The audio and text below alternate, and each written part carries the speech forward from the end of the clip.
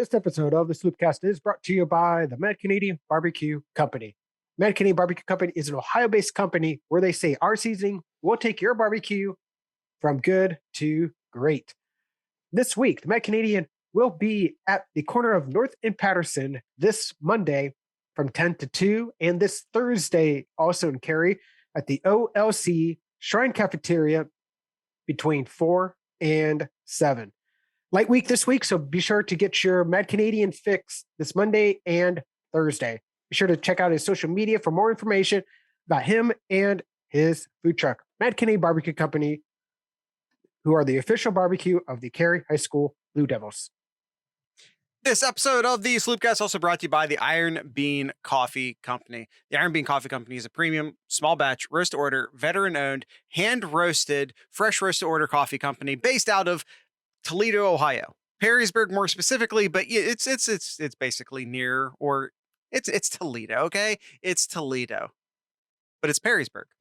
I don't know if I said this already or not, but it's a marine owned. I said it was a veteran company, more specifically a marine owned company. Integrity is the core value of what they do because they do everything right, not just from them to you, the consumer, but also from them all the way back to the farmers of the beans. That's why all of their beans are certified organic and fair trade. Some of their coffees are available in K-Cup. There is free shipping over $50. If you find that one or two coffees that you love the most, you can do a subscribe and save service to ensure that you never run out and save a couple bucks along the way. Did I say gift cards are available? If not, gift cards are available. So like I said, we'll talk about, he has a brand new line of flavored coffees out, and we'll talk about that during the next ad read, so make sure to stick around for that. I almost said Mad Canadian. Iron Bean Coffee, that is ironbeancoffee.com.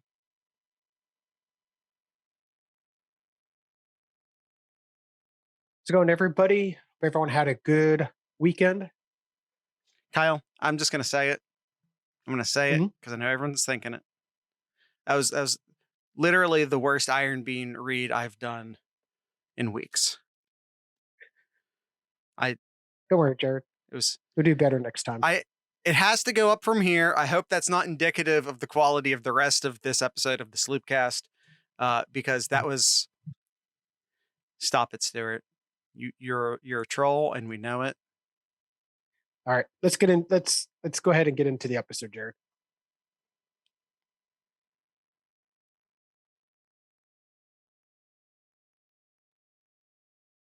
We've got barbecue back here. You're all invited. Welcome to the Sloopcast. How are you doing today, Kyle? I'm doing pretty well, Jared. After going a perfect 7 for 7 in the Sloopcast picks, how are you doing? You know, you really should be saving that for the Tuesday episode. I'll say in the Tuesday as well.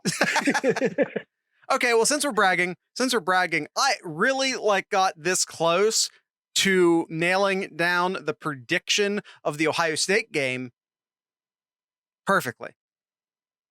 I said 55-14, and that's 52-13. I'm giving myself an A- on that one. And not only that, but I also called when Rutgers 2 touchdowns would happen. I specifically said they'd get a drive in the first quarter, just enough to make everyone a little bit upset. Now, it wasn't a drive. It was a long play.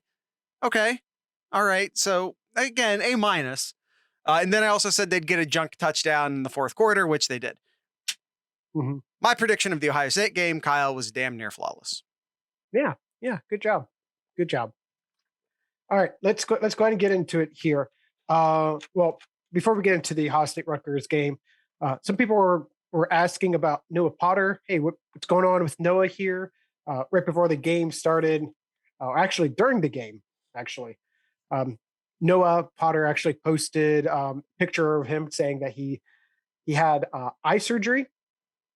He was losing some peripheral vision and got surgery. So anticipate him being out for a while now. So hopefully for best wishes to him and a speedy recovery. Yeah. Ohio State has been incredibly secretive revolving availability and injuries and so on and so forth this year. Now this one, we now know what's going on with Noah Potter. Now this is like a medical issue, so I don't blame Ohio State for keeping this one in particular under wraps. This does not fall under football injury stuff. So, you know, I don't want to be like HIPAA because I'm not a lawyer. But I just don't know if Ohio State's even allowed to talk about what's happening. Now he's allowed to put whatever he wants on his own Twitter page. But yeah, speedy recovery for him. Anyone who's have any sort of eye problems before know that he's done for the year. Absolutely. Cause like he can't even get like his blood pressure up because of what that can do to a recovering eyeball. So he's out for the year for sure. Yep. Here's to a speedy recovery and hope make him a better and ready for next year. All right, so enough with the bad news. Let's talk about the good news, and that was this game here where Ohio State took care of business down in New Jersey, 52-13. Definitely covered that that 14.5 point spread. Yeah. Over in New Jersey. What did he say? Oh, really? You're going to get over versus down? Shut up. Get over it. All right. But there's no reason. There is no reason why North is at the top of the map. There's no reason for it other than like it's just what we decided a long time ago. So get your prepositional phrases out of here. Kyle. So where do you want to start with this? Because there's a lot of great things from this game, and yeah, where do you want to start with this? Well, I mean, like the first half, I think is a good place to start. This is a game that Ohio State could have put up 100 if they wanted to. So, like the first half is really the only thing we really need to focus on here. Ohio State played poorly in the second half, but it doesn't matter. It was the backup offensive line, like outside of like one or two drives.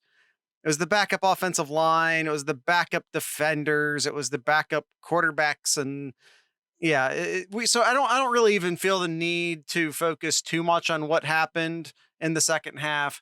So Kyle, with a half of football and maybe plus a drive or two, I think first thing we have to look at again is just this group of freshmen.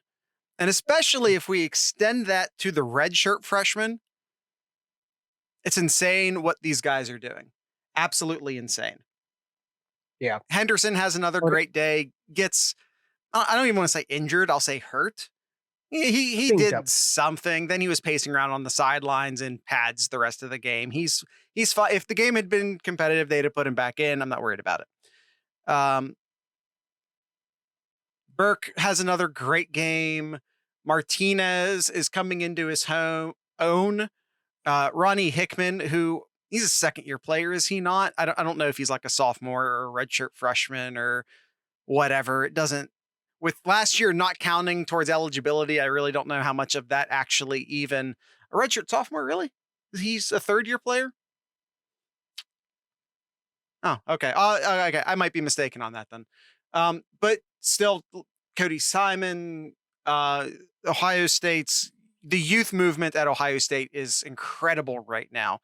On the defensive side, it feels especially JTT gets another start. Sawyer had a lot of snaps. Where, I mean, the youth, the future is so bright at Ohio State. And I don't even want to say that as a way to dismiss this year. Because with all of the chaos, and, tune into our Tuesday episode, all of the chaos that's happening around the country right now, Ohio State isn't just like still in it. They're practically in the driver's seat right now. I mean, they really are in the driver's seat because, if we look at the latest AP poll, which, like, for the record, the AP poll does not matter at all. At all. It doesn't matter. But if we're using it as some sort of indicator, Ohio State's currently at 7th, and they play number 4 And they, in theory, I assume if they beat Penn State and if Iowa keeps winning, worst case scenario is they end up playing Iowa as well. So there's 2 more teams knocked off. You're now in the top 5. Alabama will take out Georgia. Cincinnati is an FBS team. Cincinnati is an FBS team, but Cincinnati is not a Power 5 team. They're a group of 5 team. Should that be held against them after beating Notre Dame, after beating Indiana? Probably not. Will it? We'll find out. Oklahoma is on a tightrope. They're barely beating terrible teams. If that continues, if Oklahoma shows no improvement, Ohio State could, with 1 loss, get in over Oklahoma at this point. I wouldn't be shocked to see it.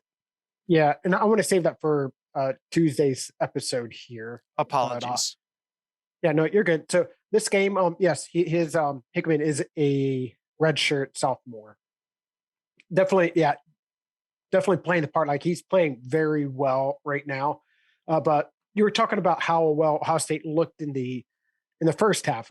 Once the first string went out, it was just kind of just dead after that. So I took the time to look at first half plus the first drive of the second half, because that's what really mattered, was how the first team did. No punts every drive minus the last possession that ended the half, all resulted in a score. We have touchdown, field goal, touchdown, end of half, touchdown. Great. You can't ask for much better than that, other than the field goal turning into a touchdown. So looking at that, so of all of those drives combined, 470 total yards. Stroud went 17 for 23, 330 yards, 5 touchdowns. This is the type of game that a lot of people were expecting CJ to have right from the beginning. Now, we're on here after week 1, after week 2, after week 3, to saying, hey, he's a freshman going to make freshman mistakes. We've seen that number of times at Ohio State, whether it was Terrell Pryor, Braxton Miller, JT Barrett, all had mistakes when they were young and came in. Let them have time to settle down, and here we go. Now a lot of people are saying, well, him sitting out kind of proved that he was injured, and all he needed was just a week off. Yeah, possibly. He also could have just needed the mental break of it. Could be that too. Yeah, we're not going to know for sure, but you can assume whatever you want. Fair enough. Bottom line is,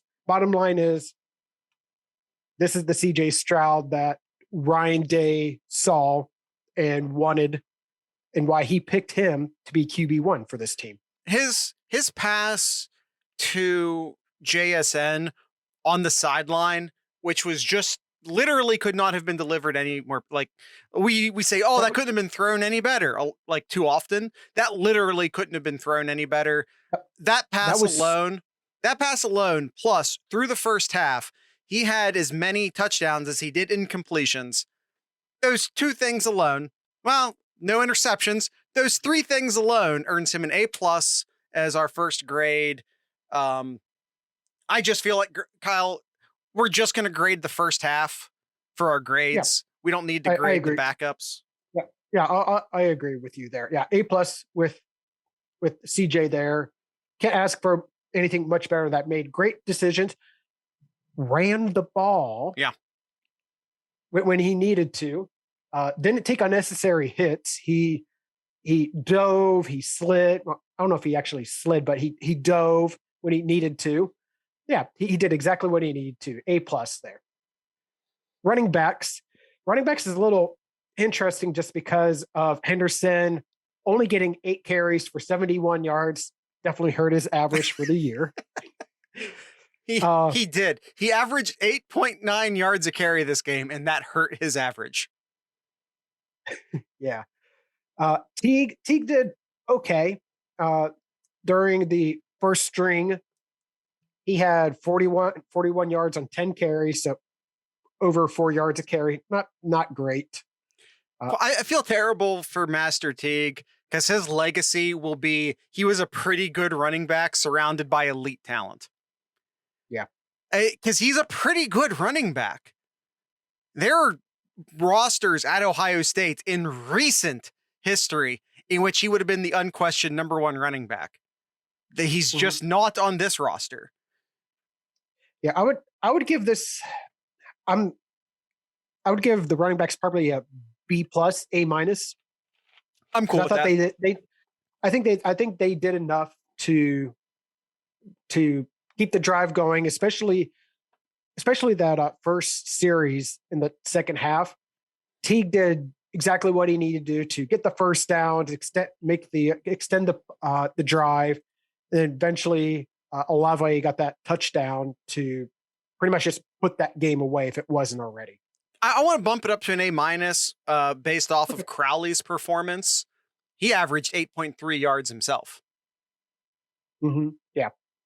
As a game, as a whole, yes. When he took over a lot in that second half, yeah.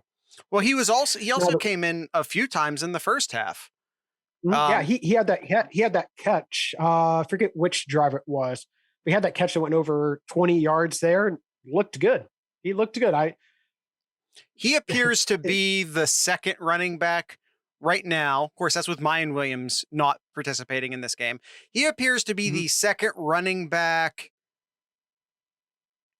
in third down. He's the second third down running back, if that makes sense.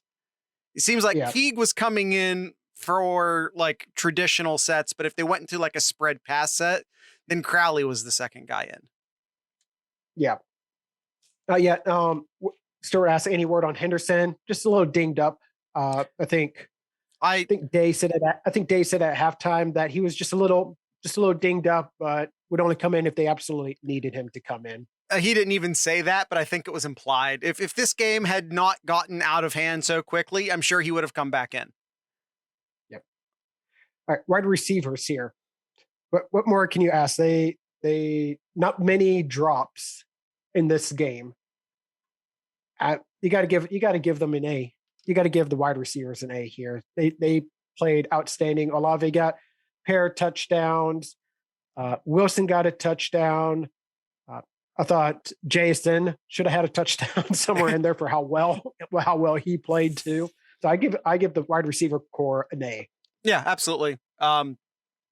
Average Olave 23 yards a catch. Garrett Wilson 23 yards a catch. JSN 33 yards a catch. Yeah. We should consider that an A plus maybe. You know, I'm going to move on to the next one. Tight ends. How about if I give those an Yodi. A plus plus plus plus plus? Yodi, man. Straight up. We had a Rossi touchdown. We had a Ruckert touchdown. Ruckert was getting it 10 yards a catch. And by the way, just to make everyone happy, we'll say tight end. Yeah, I was ahead of you, Nomad. We'll say tight end / fullback. Even though Rossi is a tight end on the roster, on the official Ohio State roster, he's listed as a tight end. Yeah, even though he was lined up at fullback, let's just give credit to both fullback / tight end.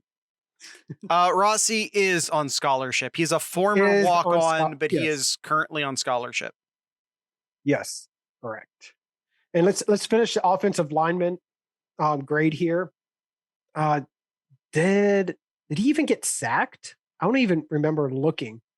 I don't even know if got sacked. I can't remember. No. He only had 2 rushes. One of them was a designed run.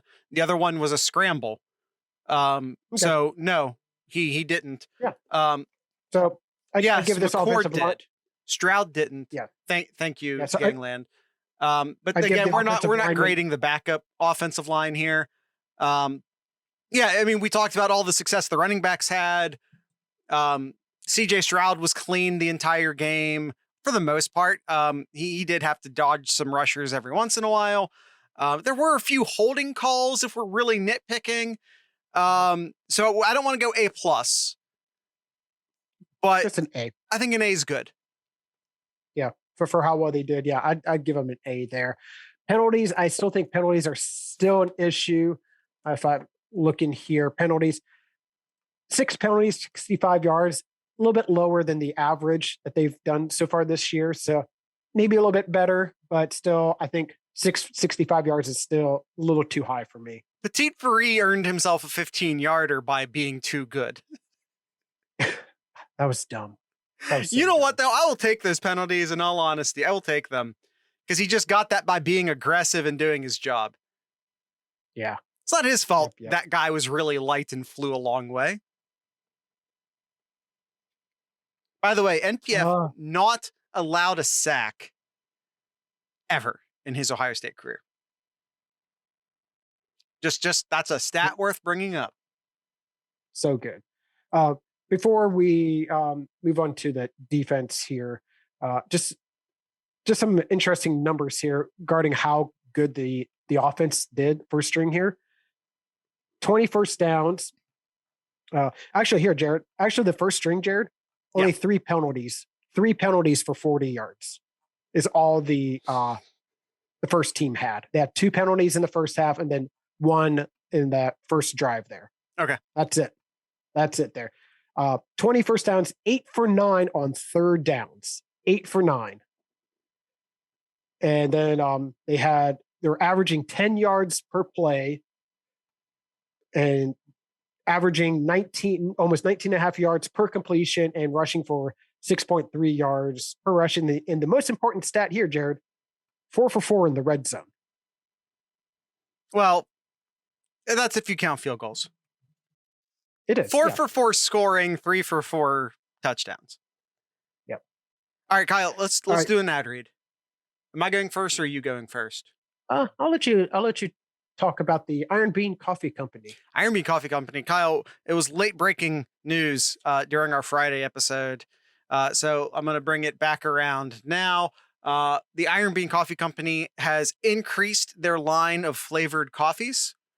We've talked about like the unicorn for a bunch of episodes. We've talked about the grog, the intense blueberry, the mom's carrot cake, the mint chocolate chip. We've talked about all those several times during the course of our advertisings on the show. But the line has been extended. Now available, salted caramel mocha, vanilla hazelnut, cinnamon roll, butter pecan, peanut butter chocolate, and bananas Foster. Guys, if there isn't one coffee and like sometimes I'm a flavored coffee guy and sometimes I'm not a flavored coffee guy, but I'm not going to turn down a cinnamon roll. Or caramel. Like I feel like those are always going to be 2 safe ones for me. I'm sure the peanut butter chocolate one's good. I love peanut butter chocolate. I sometimes don't like the flavor of like artificial peanut butter flavoring, but I have just absolute trust for Dylan and the crew over at Iron Bean Coffee Company that this isn't going to be that. I'm sure this isn't going to taste like that cheap peanut butter flavoring like some coffees do. I trust them implicitly over there. I haven't had a chance to buy one yet, so I don't know, but I trust them implicitly. I'm sure it's great. So I'm gonna end up getting one for myself. I think you should too over at ironbeancoffee.com. That is Iron Bean Coffee, America's local coffee roaster. This episode is also brought to you by the Mad Canadian Barbecue Company. I'll go ahead and mention where the Mad Canadian will be at it this week again. A little light this week, so that means you better get out of your way to go get some of that delicious barbecue that the Mad Canadian is serving up. This Monday, he'll be at the North and Patterson corner of North and Patterson in Cary from 10 to 2. And this Thursday, also in Cary, at the OLC Shrine Cafeteria from 4 to 7. Yeah, I don't know what else we need to say here. Just listen to some of our previous episodes of a lot of the great reviews that real people have got some of his food. Great food, great person. Just go get some food. Go get it. Be sure to check out his social media for more information about him and his food truck. Mad Canadian Barbecue Company, the official barbecue of the Cary High School Blue Devils. All right, Kyle, let's grade that defense. Yes, sir. So once again, and I feel like maybe we should adjust our notes for the future. We have defensive line. And I think maybe we should start breaking this down into defensive tackles and defensive ends. The defensive ends looked better this game. I don't know if they're where I want them to be yet. And maybe our expectations, because we were so spoiled by just all of the insane defensive ends, all of the insane pass rushers Ohio State's had through the years, through the Bosas and the Chase Youngs and the Sam Hubbards, and just more guys who are amazing. That maybe we're a little bit spoiled, but Ohio State just isn't getting that from their defensive ends right now. I think Tuimoloau looks great when he's in there. Sawyer's showing ton of promise. They're not completely done baking yet. And they shouldn't be. That's fine. I want to see more out of Zachary Harrison. I'm really waiting for a breakout game from him. I know he's dealing with back problems, so I'm not. I'm hearing the word bust thrown around with him, and I'm not there yet. Those back injuries are nothing to mess with. So I'm not going anywhere near that word with him by any means, but he's not, unfortunately, like if you're not as good as Chase Young or a Bosa, then you're kind of looked at as a bust at Ohio State. And that's both fair and unfortunate. We should have high standards, but it's not great. So defensive ends, I think I'm going to give like a B. That's kind of where I was going at. When the first half here, again, hard to really judge because they were pretty much out that whole second half there. But in the first half, they only let up 37 rushing yards and just over 100 passing yards in 2 quarters. So yeah, I thought they deserve a B, just being able to contain, stopping the run. But as you said, Jared, just not enough pressure. Like they only had, for the entire game, 1 quarterback hurry and 1 sack. Not getting it to the quarterback as much as they should. So, well, and who is they in that sentence? The defensive ends? Because I thought the defensive tackles played really well. I think they deserve a higher grade than a B. Maybe an A. Not an A plus. Maybe an A minus. And it's not like, we let's not start pretending like Rutgers is Akron. They're not. They're much better than Akron. That needs to be said. They're in the lower half of the Big Ten East for sure. That goes without saying. But they're 5 times better than Akron. They would beat Tulsa. So I just want to try and scale this correctly. Stuart, I know you're trolling, but no, they not even close. No. So the defensive tackles, I think maybe deserve like an A minus. Yeah. Yeah, I can agree with that. Linebackers, I all year I still have a hard time really grading them, trying to figure out how well they're developing. I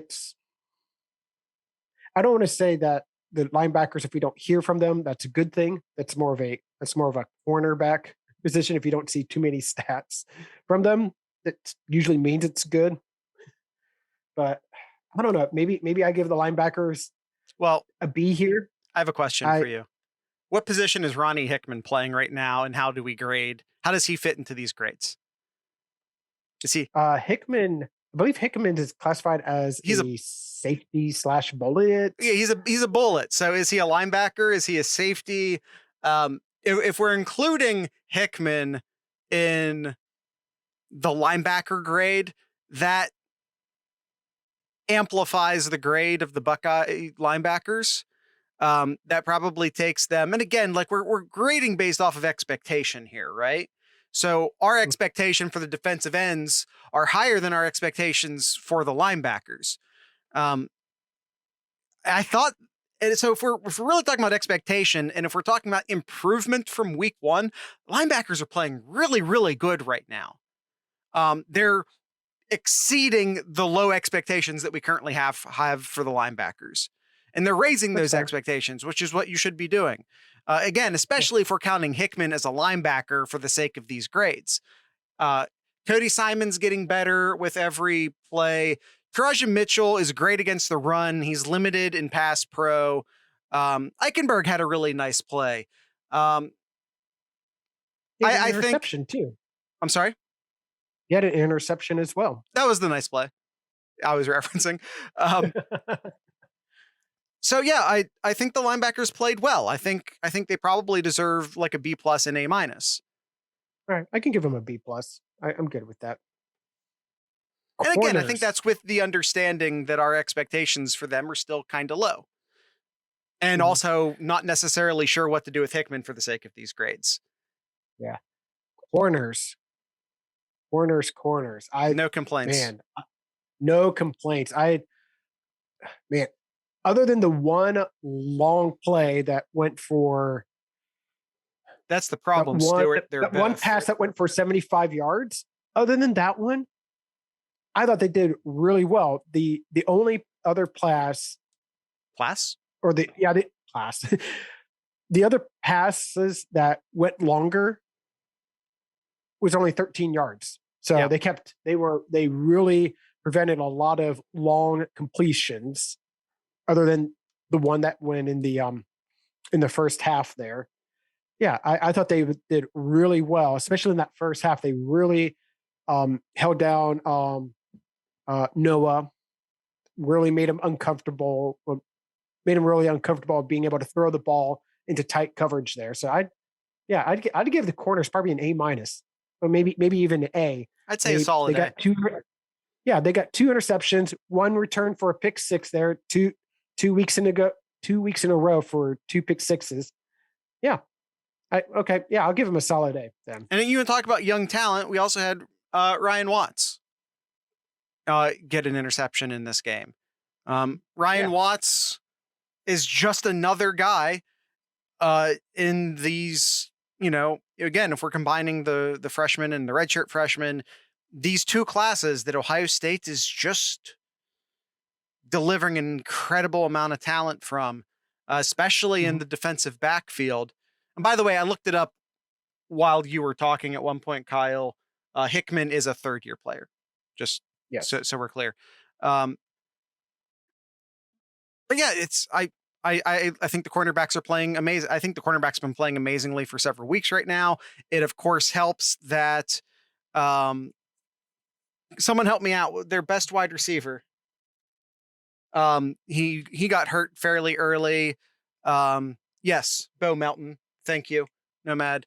Mhm. He got hurt early. That obviously takes a load of pressure off of the Ohio State defensive backs. But yeah, solid A. Safeties, I'd probably give them a solid A too.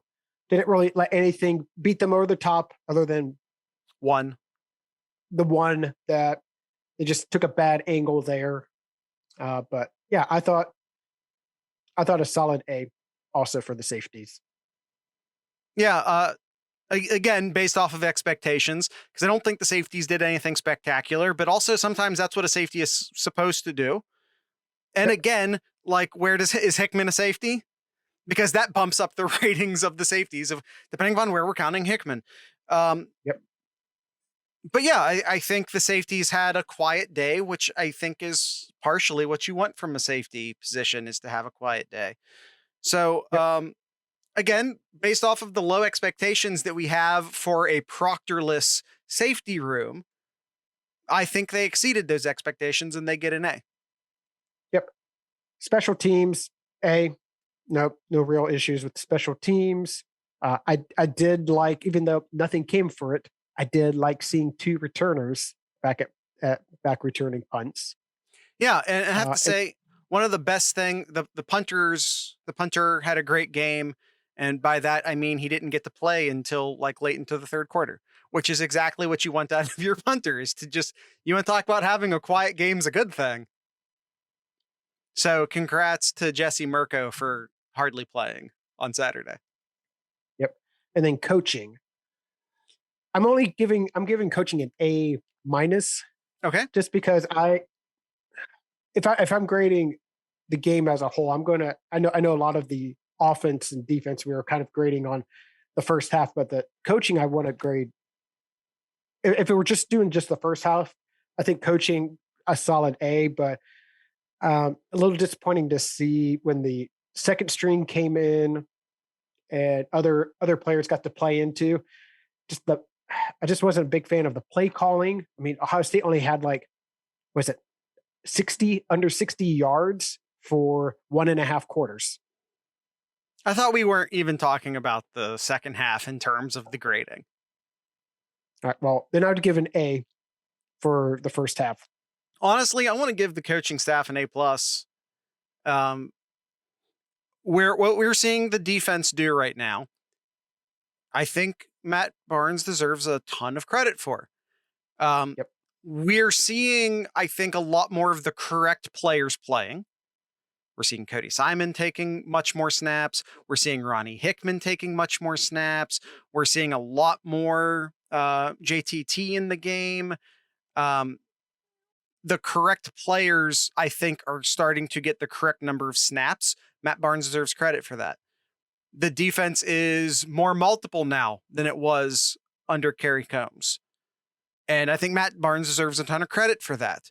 I think the fact that Matt Barnes was given an incredibly difficult task in the middle of the year based off of how difficult that is, how relatively inexperienced he is as a defensive coordinator. He's not technically the defensive coordinator for Ohio State right now. Didn't he have 1 year as a co-defensive coordinator prior to Ohio State? Something like that at Maryland? Maybe it was 1 year as a defensive coordinator, 1 year as a co-defensive. I forget exactly, but Yeah, I think so. this is not an experienced defensive coordinator. Oh, was it BC? Thought it was Maryland. Regardless. He took over play calling at Maryland. Yeah. I think Matt Barnes is doing a tremendous job with an incredibly difficult situation. I also think that Ryan Day deserves a ton of credit for risking a quarterback controversy by sitting Stroud during Akron, bringing him back up with just giving him the reins, the keys to the offense once again. No questions, no controversy, just giving Stroud the offense back. And he did, and Stroud delivered that confidence right back to Ryan Day. And I think that Ryan Day deserves a ton of credit for how he's handling the quarterback situation right now. And I think he also deserves a ton of credit for easing Stroud into the game. His first couple passes were some easy ones to Ruckert. Then as Stroud started sort of catching his rhythm, started throwing the ball down the field in the middle. So if you don't know, throwing deep in the middle is easier than throwing deep outside, just because of angles, and that's how triangles work, right? It takes longer to get to the outside of the field. So then he threw a deeper pass down the middle. Then he threw a deeper pass down the sideline. He sort of eased Stroud into the game, let him get his confidence. I thought he's getting there. Yeah. And I thought Ryan Day threw a touchdown to the fullback, which is a thing we've never seen at Ohio State I guess that's right. I called him a fullback. Point is that I thought Ryan Day had one of his best days as a play caller this season, this game. I think the coaching staff deserves a ton of credit. And this is a unit, again, if we're talking about sort of low expectations, this is a unit Kyle and I were trashing a couple weeks ago. Yep. All right, Jared. So that's our Scarlet and grade for the Rutgers game here. So let's go ahead and answer some Sloopcast questions. Real quick, there were a couple during the live chat over here. Stuart asks, what's the most valuable special teams member? The kicker, the punter, the long snapper, or the returner? I guess it depends upon what you mean by valuable, but I'm going to say kicker. we all use the hashtag college kicker for a reason. We rarely say college long snapper, college punter, college returner. I mean, all of them have the potential to enact disaster upon the team. Look at Rutgers. Look at Rutgers with the long snapper. Kyle, do you agree, disagree? Yeah, it's maybe not so much returner. I mean, having a valuable returner can get you a touchdown. But if they're that good, you can just not kick to them. But I think in a very close game, in a game that could be hard to get yards, hard to get momentum. Thinking back in Tressel days, the punter is very critical in turning that field over. Then if you get a bad kick where you shank a punt and only goes for 13, 20 yards. Yeah. I mean, that could be a difference maker right there. And the returner can botch a look at fricking Wisconsin on Saturday. A returner can cost you a football game. Long snapper can cost you a football game. The punter can cost you a football game. The kicker can cost you a football game. You don't want any weaknesses on the team. But, Stewart says got to be a long snapper. Everything is missed with a botched snap. But I'll say this, kickers and punters are on scholarship and long snappers aren't most of the time. There's a lot of kids who can, it's sometimes valuable comes down to how rare is your talent. And there's a lot of kids that can long snap. All right. Dinger asks us, Jared, with the team's improvement play over the last 2 games, do you think the post toss-up player drama has been a catalyst to bring the young team together? No, I think those are great narratives that we like to spin as fans. And I quite frankly just see a young team getting better. That's what I see. I see a young team becoming less young with every game. I totally got lost on my totally got lost. They're getting more experience, and that's what they need here. Nomad in the live chat, is Barnes the defensive coordinator next year? I think this is his trial here. This is his audition. So what is absolutely wild is that Matt Barnes is doing well enough that that's not an absurd conversation. A couple weeks ago, we are asking, can you even hand the defense to Matt Barnes? Is he even a better alternative than Kerry Combs as a defensive play caller right now? Is he even that? We went from that to maybe Matt Barnes just keeps the defensive coordinator job. The fact that he's even put himself in the conversation is a huge compliment to Matt Barnes. And even if they bring in another DC, I still think Matt Barnes has earned himself a co-DC title. Yeah, agreed. And I'm going to throw this out there because I haven't decided how I feel about it yet. This is everyone's opportunity to call me an idiot down in the YouTube comments or send us an email or tell me I'm an idiot in Discord or Twitter or wherever you feel like calling me an idiot. How do we feel about Mike Tressel as a defensive coordinator? He coached under D'Antonio for years. He coached for D'Antonio for years at Michigan State, called the defenses at Michigan State for several years. He has Cincinnati's defense looking really good right now. Just tossing out Mike Tressel as a possibility. He's maybe not the sexiest hire we could possibly get. There may be some big name defensive coordinators that maybe you want to go get, but I'm just throwing that out there. All right. Next question we have here, meter 17. With Oregon's loss, does that give Ohio State a messier road to the playoffs? Does Oregon need to lose another game? Is that really that concerning since they lost to Stanford? Is it inevitable that they will lose again? First off, losing always makes the road to the playoffs messier. Ohio State would be in the top 4 right now. You get one life. Yeah. Or 2 lives. Yeah. well, you get one extra life, right? You don't lose twice. We're all it's October. It's the first week October. We're already talking about don't lose twice. That's the mantra here. Don't lose twice. So ultimately, you have the safety net's gone. You had a safety net. It's gone now. So yeah, it makes it dirtier. As far as does Oregon need to lose another game? Maybe. It would help Ohio State. It would help Ohio State, period. If just like the ACC feels completely out of the playoff picture right now, it's going to help Ohio State and Cincinnati and everyone else if the Pac-12 also removes itself from the playoff picture.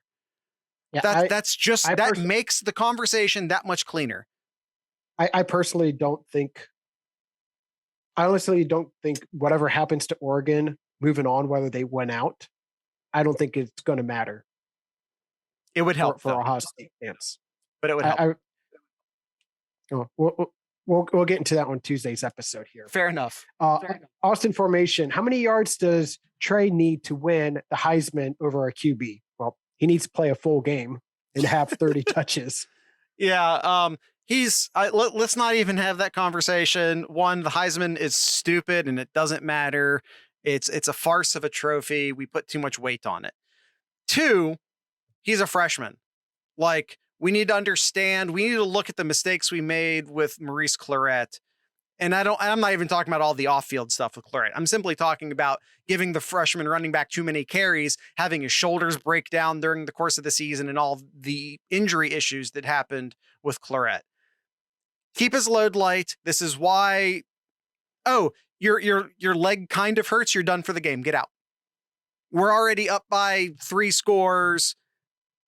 I don't care if you got a cramp. Go sit down now. You're a freshman. We need to not overload his body. And that's another Ryan Day making a great in-game call, just being like, okay, you're done now. Bye. Go sit down. Yeah. So to answer the question, it's not going to matter. He's not going to win it. Yeah, I don't think so. It would. Yeah. All right. Last question we have here. Buckeye Zach. What does this game's performance for CJ tell us about how blessed we are to have him? I think I mentioned it earlier. This is what Ryan Day saw in him and why he chose him over the other quarterbacks. And I think this is what every Buckeye fan expected to see in game one, whether it was realistic expectations or not. But this is what CJ Stroud can do. Now it's going to come down to being consistent here. I think he can look really good against a not as good Maryland team next week, but we shall save that for Thursday's episode. All right. And that's all the questions we have here then, Jared. All right. Already really far over. Not going to waste any time. Come hang out with us in the Discord. We had another great social screening on Saturday. We watched actually a bunch of games because we were watching Indiana, Penn State, but we were also watching Boston College and Clemson. God, talk about losing a game with it wasn't a long snapper. It was the regular center missing but dang, how do you lose? We'll talk about that on the Tuesday episode.